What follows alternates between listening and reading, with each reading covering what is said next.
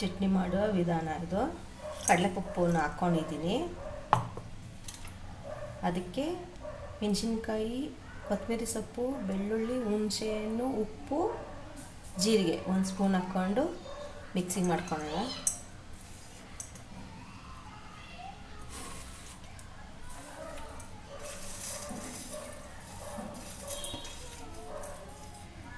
ಈಗ ಇಷ್ಟೆಲ್ಲ ಹಾಕ್ಕೊಂಡಿದ್ದೀನಿ.